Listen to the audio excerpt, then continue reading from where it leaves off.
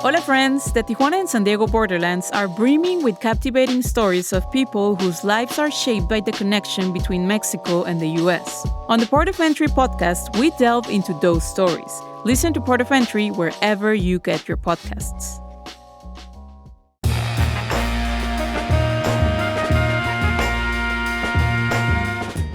Hey there, San Diego. It's Andrew Bracken in for Jade Hindman. On today's show, how ongoing pollution from the Tijuana River is impacting small businesses in the South Bay. This is KPBS Midday Edition, connecting our communities through conversation.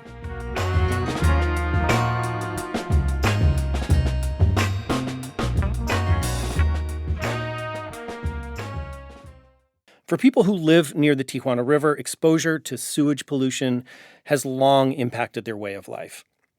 And people who work there aren't excluded from those impacts. Many small business owners in communities like Imperial Beach and Nestor are attributing years-long revenue losses to the sewage crisis. William Briggs wanted to hear more about their experiences directly. He is the U.S. Small Business Administration's Deputy Administrator, and yesterday he visited Imperial Beach to meet with business owners there. I'm joined now by Jim Hinch. He covers South County for Voice of San Diego. Hey, Jim. Hey there. Thanks for joining us today. So as, someone that covers the South County, a lot of, your beat is around the Tijuana River Valley and this, the sewage crisis there. How has pollution affected small businesses in those areas? Well, we really heard a lot about that yesterday. There was a group of about half a dozen to a dozen businesses gathered at a round table to talk to the officials from the Small Business Administration. And they described a wide range of impacts. A local real estate agent, who's also the head of the Chamber of Commerce, said she's finding it almost impossible to sell houses in Imperial Beach. She said basically, as she put it, when I offer up Imperial Beach as an affordable option, buyers automatically say absolutely not because they have heard about the pollution problems there. A 7-Eleven franchisee said he's lost about 200 to 300 customers per day. And as he put it, he's getting a lot of hard questions from his parent company, 7-Eleven, and he said that they're just not very sympathetic to his problem. As he put it, they're a big corporation, and I really am not sure what to do at this point. A local hairdresser said she's basically lost all of her tourist clientele and is just down to locals, so she's barely breaking even. And one really interesting effect that kind of widens out from the local area, there's the owner of a local brewery, Mike Hess Brewing, and they actually have multiple locations in Southern California. And the owner, Mike Hess, shared that he recently has been attempting to open kind of a big flagship location in San Pedro in a new development up in the Port of Los Angeles area. And he was all set to go and had leased a property. And when he went to banks to try to get a business loan, they looked at what's happening with his Imperial Beach business, and they all turned him down. And he said he's looking at having to buy his way out of that lease and being unable to expand his business. So it was really a wide range of impacts, large and small, to a wide range of local businesses. And you mentioned this was around Imperial Beach businesses specifically, and that's such a unique beach town, kind of as you alluded to. But can you talk a little bit more about how tourism and the local economy there have been impacted in recent years? I mean, obviously, they've been dealing with pollution and the problem of closed beaches for many years, right? Yeah, well, the business owners they sort of all told a similar story. They said if you'd gone back 5 to 10 years, they said, yes, there were pollution problems, but they were not as bad.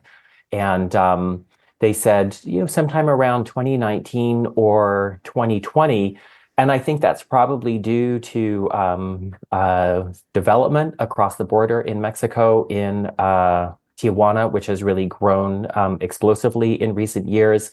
There's been a huge growth in the industrial sector there, and the population has grown. There's been a lot of residential development, some of it permitted and legal, quite a bit of it not. And as a result, the sewage infrastructure on the Mexican side of the border is quite overwhelmed, as well as some capacity problems with treatment plants here on the US side. And all those forces, I think, over the past 5 or so years have combined to really up the intensity of the pollution problem in the area. And all of them described how sometime around 2020 to 2021, 2022, as the problems became more and more apparent, as the smell from the pollution began to widen out and be noticeable to more and more people, and as the beaches started to be closed on more and more days, Imperial Beach soon gained a reputation, as they put it, as the most polluted beach in California. And they said as soon as word got out about that, it was as if the tourism and visitor spigot just turned off. And it is noticeable when you are down at the waterfront in Imperial Beach, which has a world-renowned surf break, a beautiful pier, and an amazingly scenic situation. You can just gaze over to Mexico. If you gaze the other way, you're sort of looking up like into San Diego Bay and so forth. It's a really lovely spot, and was always known as a great surf town and an affordable California beach town. The beachfront drive there, Seacoast Drive, is never ever crowded. A lot of businesses have gone out of business there or are really struggling. Traffic is quite sparse. As they all pointed out, it's easy to find parking down here because there's nobody down here. And it's really true. And that has made it really hard for owners of local businesses. So let's talk more about this visit from the Small Business Administration. I mean, is this something that, Imperial Beach business owners have been asking for a while? What do they hope will come of this? I think that's interesting. What was interesting to me about it is that, in a sense, this involvement of government business officials represents kind of a new chapter or a new front in this issue. Up to now, the issue has mostly been discussed as an environmental problem, as a public health problem. And I think some of that has to do with a lot of the activism of the previous Imperial Beach mayor and now South County Supervisor, Paloma Aguirre. She herself is an environmental activist, and that's kind of the world that she moves in and thinks in. And she brought a lot of attention to those environmental problems, to those public health problems. But after her departure, there was kind of a change on the city council. And the city council in Imperial Beach is now dominated either by Republicans or by independents who lean a little more conservative. And they have paid more attention to the business community in Imperial Beach. And it was actually at the behest of current Mayor Mitch McKay, who actually reached out to officials at the Small Business Administration and asked if there was anything that they could do to help businesses in the community. And that's why this meeting today took place. So, as you mentioned, they're calling attention to these revenue losses and just the concerns businesses have around those. I'm curious, have any economic impact studies been done that show how much actually has been lost? And if There not, haven't been why any not? Yeah. Well, and again, I think that's because up to now, the focus has primarily been environmental, trying to call attention just to the fact of the problem, trying to get people to pay attention, trying to call attention to the public health impacts, which are very real and very severe.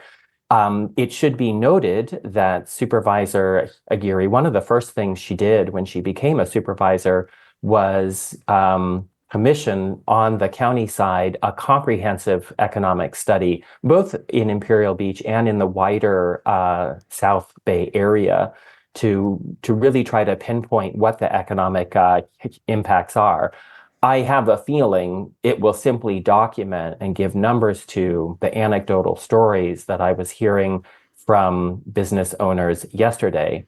It should also be said, though, that several of the owners, while talking to the federal business officials, said, Sure, it would be great maybe if we could get some low-cost loans or something like that. But at the end of the day, the only thing that is really going to help our businesses is to actually solve the pollution problem.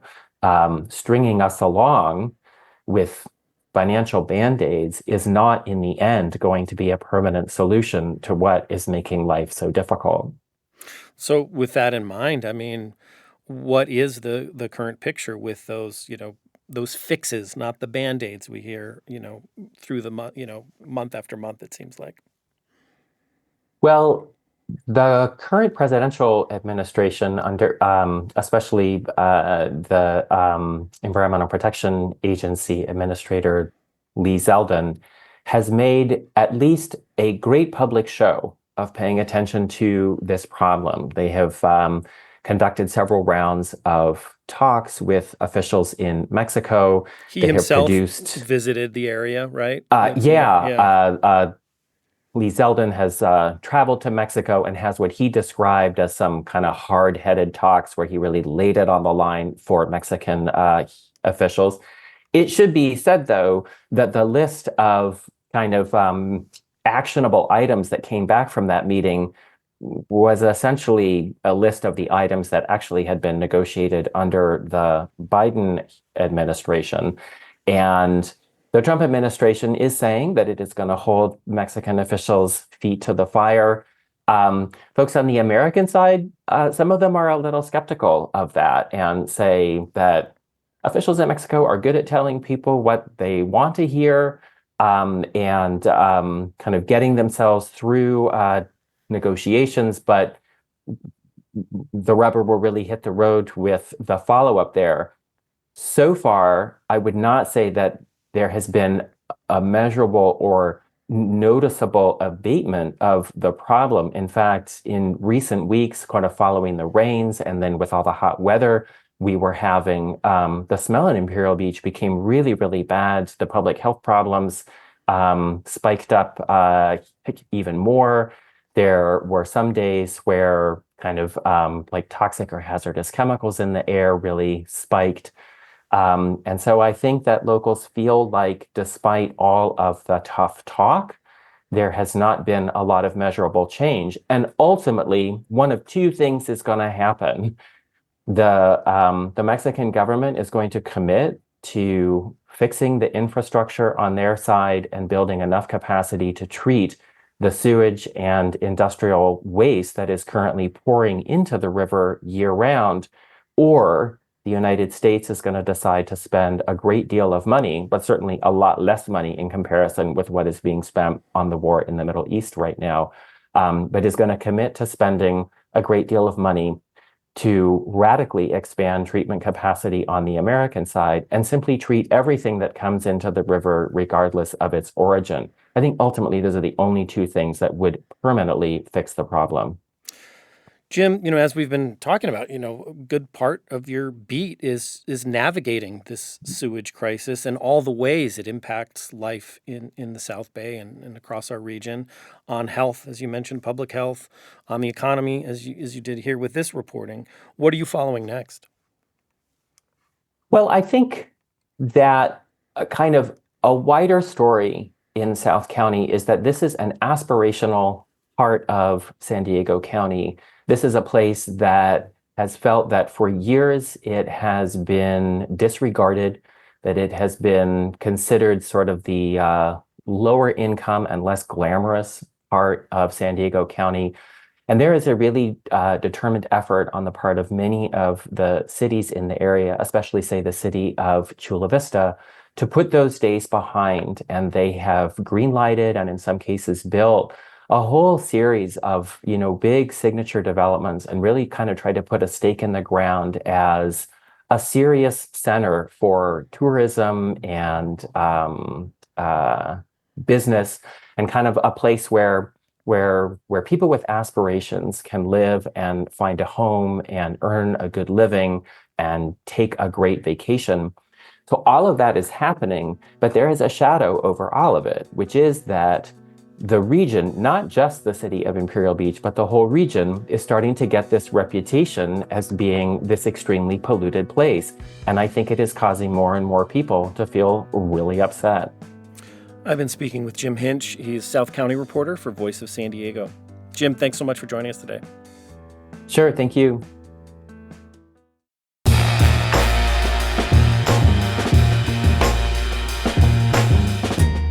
That's our show for today. I'm your host, Jade Hindman. Thanks for tuning in to Midday Edition.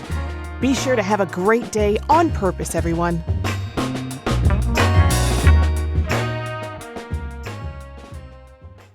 KPBS has partnered with StoryCorps for the One Small Step program. We invite you to sign up to have a conversation with a person that may have different views, so you may talk, not about politics, but to understand each other better. Sign up at kpbs.org/onesmallstep.